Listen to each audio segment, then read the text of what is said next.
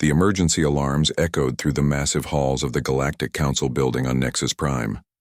Delegates from 50 different worlds rushed into the central chamber, their faces showing fear and confusion. Some had scales, others had fur, and a few glowed with their own inner light. But they all shared the same terrified expression. Captain Nara of the Blue Star Federation took her seat quickly. She had never seen the council called together so urgently. The last time this happened was during the Great War, and that was over 200 years ago. Her assistant, a young officer named Kyle, whispered nervously beside her. "What do you think happened?" Kyle asked, his voice shaking slightly. Before Nara could answer, the lights dimmed, and a holographic display appeared in the center of the chamber. The image showed a star system that should have been filled with planets, space stations, and millions of living beings. Instead, there was nothing but empty space and strange, dark objects floating where worlds used to be. Elder Thrix of the Crystal People stood up slowly. His body was made of living crystal that normally shone with beautiful colors, but today he looked dull and gray. When he spoke, his voice carried across the chamber without any electronic help. 3 days ago, we lost contact with the Outer Rim colonies, he began. We sent scout ships to investigate. Only one returned. The hologram changed to show the damaged scout ship. Its hull was partially eaten away as if something had been chewing on the metal. Strange organic growths covered parts of the vessel, pulsing with an evil green light. The pilot died before we could get much information from him, Elder Thrix continued. But he managed to record this message. A new hologram appeared, showing a badly injured alien pilot. His words were hard to understand because he was breathing heavily and clearly in great pain. They came from nowhere, the pilot gasped. Millions of them. Ships that looked alive, eating everything in their path.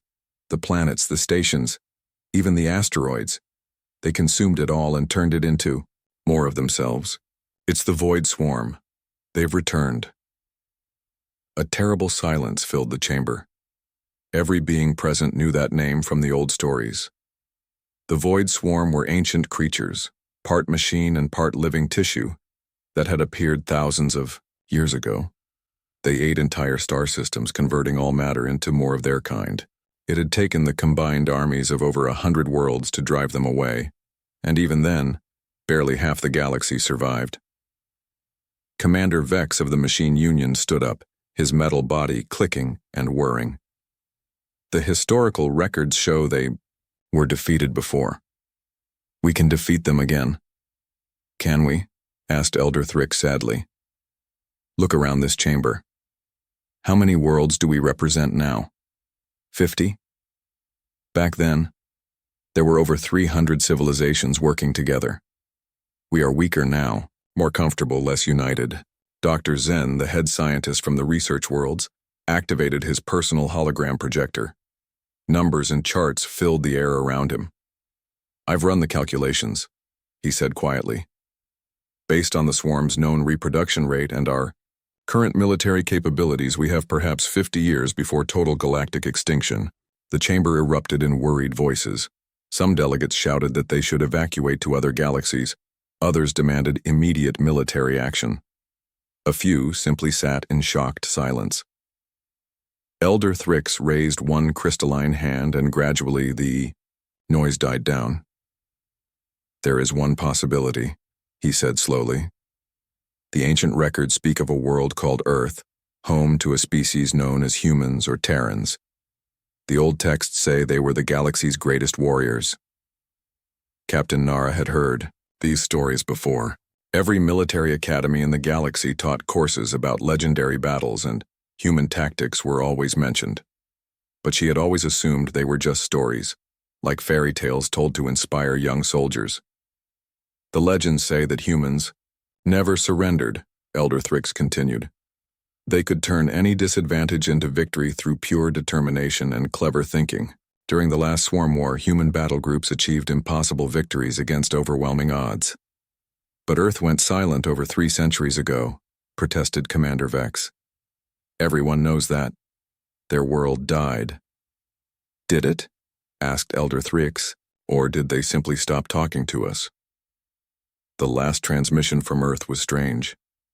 Their leader said something about returning when the galaxy faced its darkest hour.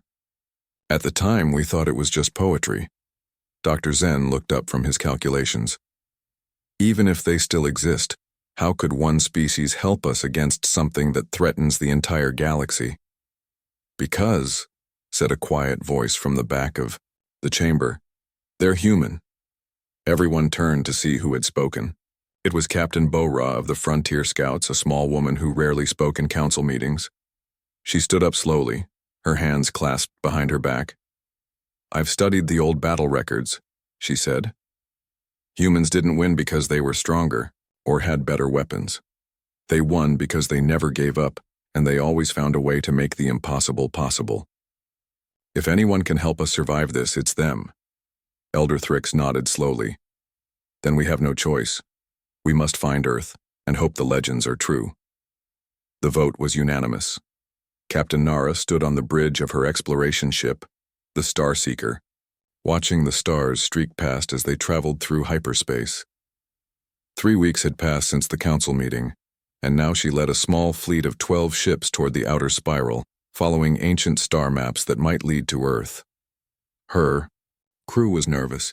Lieutenant Kyle kept checking the navigation systems every few minutes, and Dr. Zen spent most of his time in the ship's library, reading old human texts that few people remembered existed. The other ships in their fleet carried representatives from different worlds, all hoping to find the legendary planet that might save them all. "Captain," called Communications Officer Heywan from her station, "we're getting more reports from the inner worlds. The swarm has consumed 6 more star systems." Nara closed her eyes briefly. Each system meant billions of lives lost. They were running out of time, and they still had no idea if Earth even existed anymore. "How much farther to the coordinates?" she asked. 2 days, replied Kale. "But Captain, these star charts are over 1,000 years old. What if we're heading to empty space?" Before Nara could answer, Dr. Zen rushed onto the bridge carrying a stack of data tablets. His usually neat appearance was disheveled, and his eyes were wide with excitement. "I found something," he said breathlessly. "In the old archives, there's a human phrase that keeps appearing in their final transmissions. Sol Invictus. It means unconquered sun in their ancient language. I think it's the name of their star system." "That doesn't help us much," said Kale doubtfully. "There are millions of stars out here." "But it does," Dr. Zen insisted.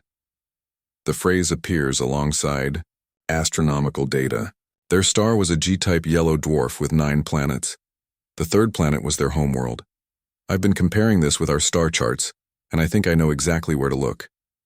2 days later, they dropped out of hyperspace near a yellow star that looked exactly like the one described in the ancient texts. The system had 9 planets, just as the record said. But as they approached the 3rd planet, their hopes began to fade. Earth looked dead. The planet was brown and gray, with no green vegetation visible anywhere. The atmosphere was thin, and their sensors detected no cities, no technology, no signs of life. Massive craters covered the surface, as if the world had been bombed repeatedly. "There's nothing here," whispered Heywan, staring at the scan results. "It's just a dead rock." Captain Nara felt her heart sink. They had traveled so far, used so much time, and found nothing but another dead world. The swarm would continue eating the galaxy, and there would be no legendary humans to save them. "Wait," said Dr. Zen suddenly. "Look at these deep scans. There are massive structures under the surface, and energy readings. Lots of them." "Underground cities?" asked Kale. "More than that," Dr. Zen said, his voice growing excited again. "There are millions of life signs down there, and the technology, it's unlike anything I've ever seen." Nara ordered the fleet to move closer to the planet. They tried sending communication signals on every frequency they knew, but received no response. The planet seemed to ignore them completely. "Maybe they don't want to talk to us," suggested Heywan. "Or maybe they're testing us," said Dr. Zen. Humans were always careful about trusting strangers. As they orbited the planet, their sensors detected something strange. There were objects in space around them, but they couldn't see anything with their eyes. The objects seemed to bend light around themselves, making them nearly invisible. "Stealth ships," breathed Kale. "They're all around us." Before anyone could react, the invisible ships became visible. They were sleek and beautiful, with hulls that seemed to shimmer like water. The ships moved with impossible grace, surrounding the exploration fleet in perfect formation. Nara's hands trembled as she realized they were completely surrounded. These ships could have destroyed them at any moment, but instead they had chosen to reveal themselves. "This is Captain Dong Ho of the Terran Defense Fleet," came a voice over the communication system. The voice was calm and confident, speaking in perfect galactic standard. "We've been watching you for the past 3 days. We know why you're here." The bridge crew stared at each other in amazement. Humans were real, and they were still alive. "You came looking for help," Captain Dong Ho continued. "The Void Swarm has returned, hasn't it? We've been monitoring your communications. We know what's happening to your worlds." "Yes," Nara managed to say. "We need your help. The entire galaxy is in danger." There was a long pause. Then Captain Dong Ho spoke again. "Permission granted to dock with our orbital station, but only a small group. We have much to discuss, and very little time." As Nara prepared to meet the legendary humans, she couldn't help but wonder what they had become during their 3 centuries of silence. The ships around them were more advanced than anything the galaxy had ever seen. If the legends were true, humanity had spent those centuries preparing for this moment. Soon they would learn if the galaxy's greatest warriors could save them all. The transport ship descended through Earth's atmosphere toward what looked like empty desert. Captain Nara sat beside Dr. Zen and Lieutenant Kale, all 3 staring out the windows at the barren landscape below. Their human escort, a woman named Lieutenant Minho, smiled at their confused expressions. "Don't worry," Minho said calmly. "You'll understand in a moment." Suddenly, the ground beneath them opened like a giant door. The transport ship flew down, into a massive tunnel that seemed to go on forever. Lights flickered past them as they descended deeper and deeper underground. After what felt like hours, they finally emerged into an enormous cavern filled with the most beautiful city any of them had ever seen. New Seoul stretched out before them like a dream. Towering buildings reached up to the cavern ceiling, connected by bridges of light that pulsed with soft colors. Millions of people moved through the streets below, and flying vehicles zipped between the buildings in perfect order. Gardens and parks filled every available space, making the underground city feel alive and green. "This is impossible," whispered Dr. Zen. "How long have you been building this?" 300 years, replied Lieutenant Minho. "We never died, as your people believed. We simply went underground and began preparing." They landed at a building near the city center, and Lieutenant Minho led them through corridors filled with technology that seemed like magic. Walls displayed information without any visible screens, and people communicated with each other through devices so small they were almost invisible. Admiral Su-jin waited for them in a conference room with windows that looked out over the incredible city. She was a middle-aged woman with kind eyes, but there was something different about her. A soft blue light glowed from small devices attached to her temples, and when she moved, it was with the fluid grace of someone who could react faster than normal humans. "Welcome to Earth," she said, gesturing for them to sit.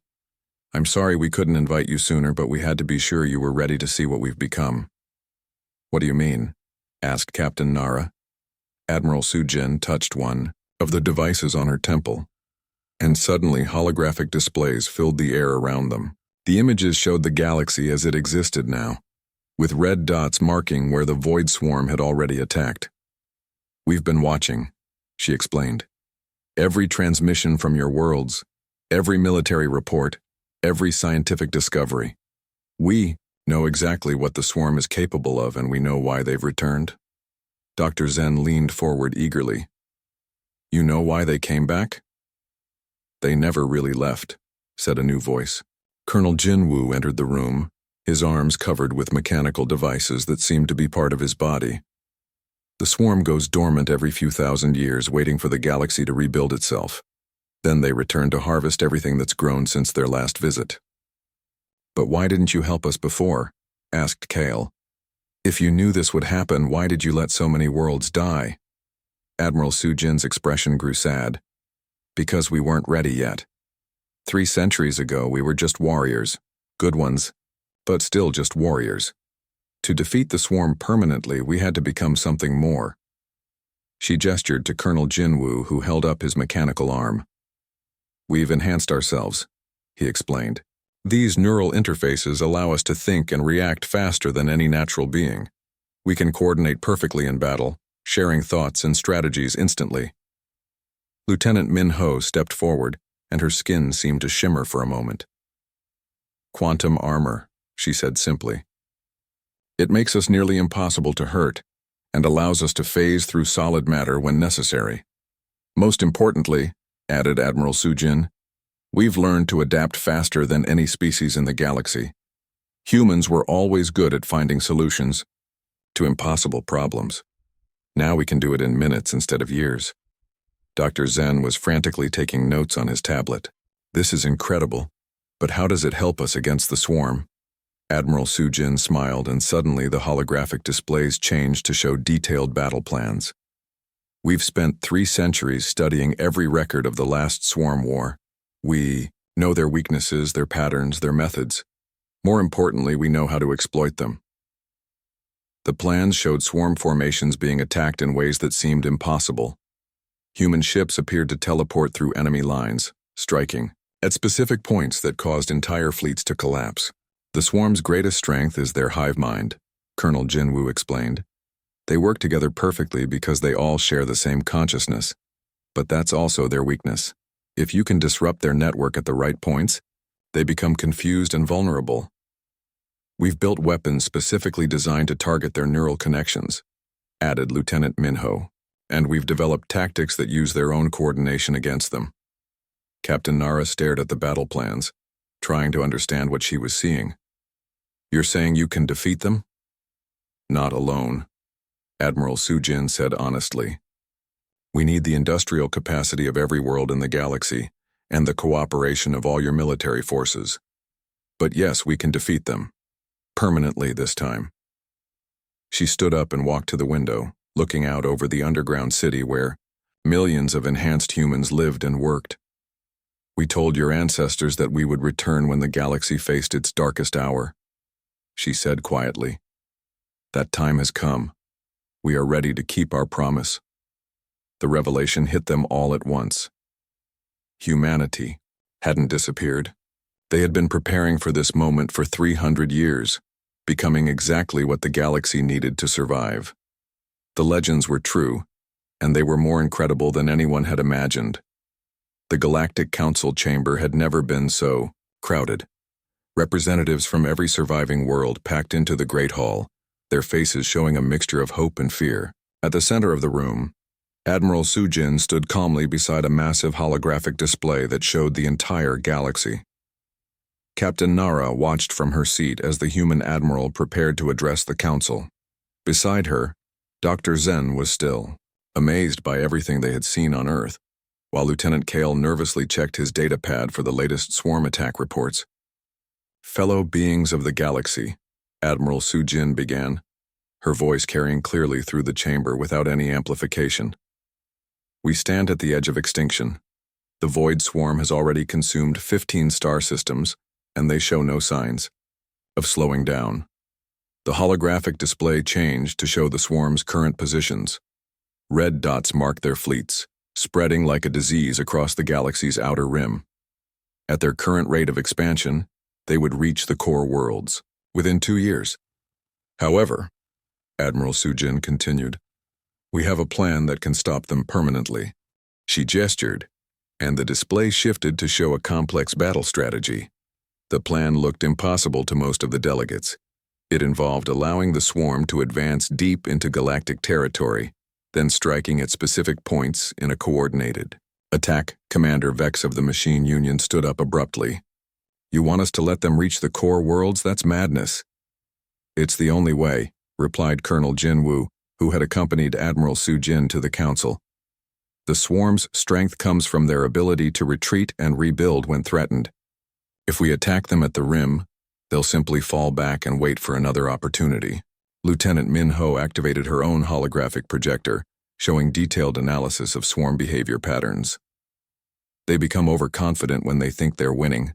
As they advance toward the core, they'll extend their supply lines and expose their command structures. But the risk, protested Elder Thrix, his crystal body flickering with worried light. If your plan fails, we lose everything. If we don't try, Admiral Su Jin said quietly, we lose everything anyway. The debate continued for hours.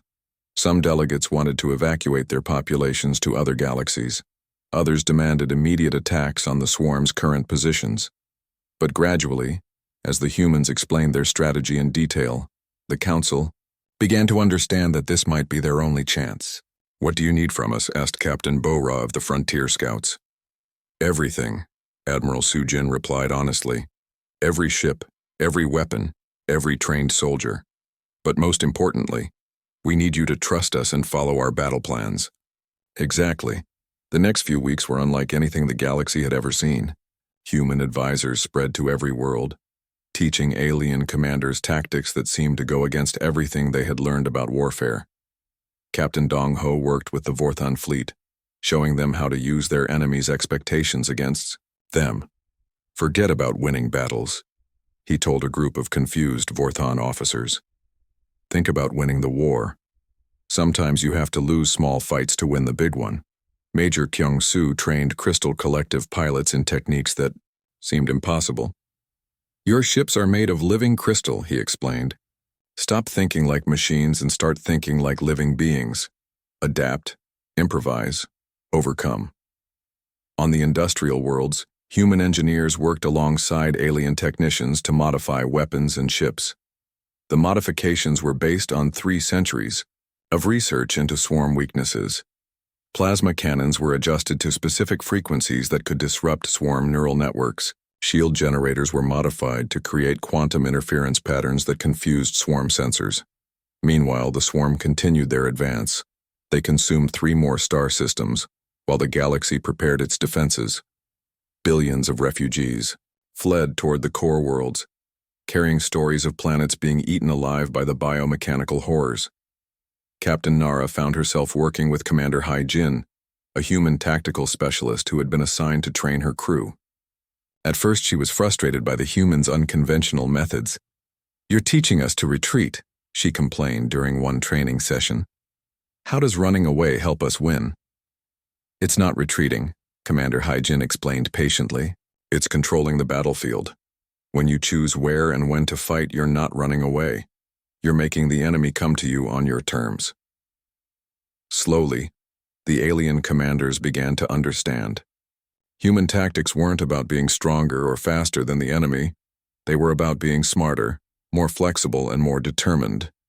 They learned to work together in ways that had never been possible before. The different species began to coordinate their strengths. The Crystal Collective's ability to communicate instantly across vast distances was combined with the Vorthon Empire's powerful weapons. The Machine Union's precise calculations were merged with the Frontier Scouts' knowledge of difficult terrain. The swarm approached the middle regions of the galaxy, consuming everything in their path.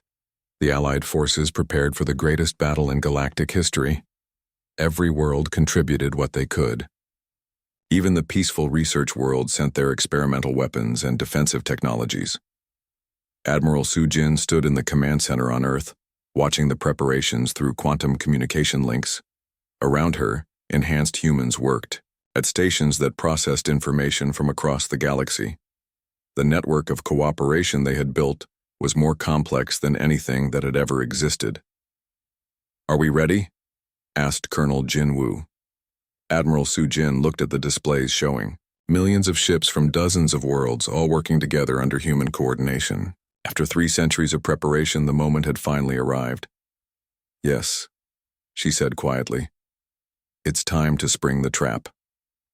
The battle began exactly as Admiral Su Jin had predicted. The Void Swarm, confident after consuming dozens of star systems, pushed deeper into galactic territory like a dark tide of destruction. Their biomechanical ships stretched across 17 different star systems, forming the largest invasion force the galaxy had ever seen. Captain Nara sat in her command chair aboard the Starseeker, watching the enemy approach through her ship's sensors. Around her, the bridge crew worked quietly, following the human battle plans they had practiced for weeks. Lieutenant Kale monitored the communication channels, while Dr. Zen tracked the swarm's movements on his tactical display. "All ships, this is Admiral Sujin," came the calm voice over the communication system. "The enemy has reached the trigger points. Begin Phase 1. Across the galaxy, the trap was sprung. Ships that had been hiding in asteroid fields and behind moons suddenly powered up their engines. The Crystal Collective vessels emerged from hyperspace at precise coordinates, while Vorthan battlecruisers dropped their stealth fields simultaneously. But the most spectacular sight was the human fleet itself. Captain Dongho's quantum ship seemed to simply appear inside the swarm formations, phasing through enemy vessels like ghosts before unleashing devastating attacks on the creature's command nodes. "How are they doing that?" whispered Kale, staring at his sensors in amazement. "Quantum phase technology," Dr. Zen explained, his voice filled with wonder. "They can shift their ships slightly out of normal space, allowing them to pass through solid matter."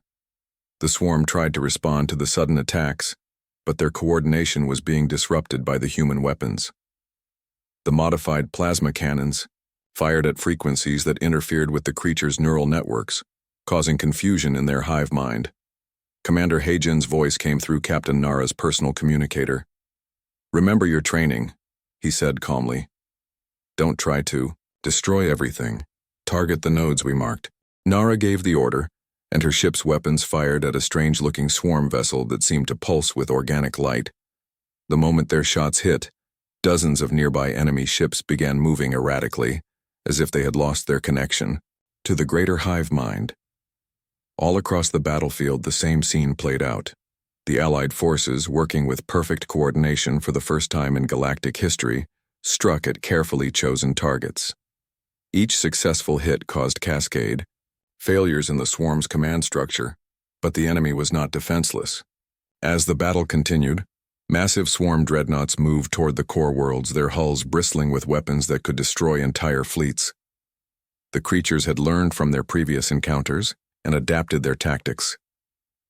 "Phase 2, announced Admiral Sujin from her command center deep beneath Earth's surface. "All forces fall back to defensive positions around the galactic core." What looked like a retreat was actually the next step in the human plan. As the Allied fleets withdrew, they led the swarm directly into the most heavily defended region of the galaxy. Ancient defense stations upgraded with human technology, powered up for the first time in centuries. Major Kyung-soo led a squadron of enhanced fighters through the chaos, their quantum armor allowing them to survive hits that would destroy normal ships. "This is where we find out if 300 years of preparation was enough," he said to his wingman. The final battle took place around the massive space station at the galactic core, where the oldest civilizations had once built their greatest monument to peace and cooperation. Now it became the site of the most violent conflict in galactic history. The swarm's primary consciousness, a creature so large it dwarfed entire moons, emerged from hyperspace directly above the station. Its presence caused reality itself to ripple, and several smaller ships were simply absorbed into its biomechanical mass. "That's their central mind," Admiral Sujin announced to all forces. "Everything else is just an extension of that creature. If we can destroy it, the entire swarm will collapse." But getting close to the primary consciousness seemed impossible. It was protected by millions of smaller creatures, and its own defenses could destroy anything that came near. That's when humanity revealed their final secret. Admiral Sujin and her enhanced human commanders activated their neural networks, linking their minds together into a temporary hive consciousness of their own. But unlike the swarm's rigid control system, the human network maintained each person's individuality while allowing them to share thoughts and strategies instantly. The effect was immediate and stunning. The human forces began moving with a coordination that surpassed even the swarm. Every ship, Every weapon, every tactical decision was perfectly synchronized. Captain Dong Ho's fleet phased through the enemy defenses in patterns so complex they seemed like an elaborate dance. Lieutenant Min Ho led the final assault team directly into the primary consciousness. Her quantum armor allowed her to survive inside the creature's biomechanical interior, where she planted the quantum disruptors that would sever the hive mind forever. As the disruptors activated, the swarm's collective voice screamed across the galaxy once, then fell silent. The millions of creatures that had threatened to consume everything simply stopped moving, their connection to their guiding intelligence severed permanently. In the aftermath, as debris from the greatest battle in history drifted through space, representatives from every surviving world gathered to witness something unprecedented. The legendary humans had not only saved the galaxy, they had proven that cooperation and determination could overcome any threat. Admiral Su Jin stood before the Galactic Council one final time, but now she spoke not as a visitor, but as a guardian of all civilized life. "The swarm is gone forever," she announced. "Now we help you rebuild and make sure nothing like this ever threatens our galaxy again." The legends had become reality, and the galaxy was safe.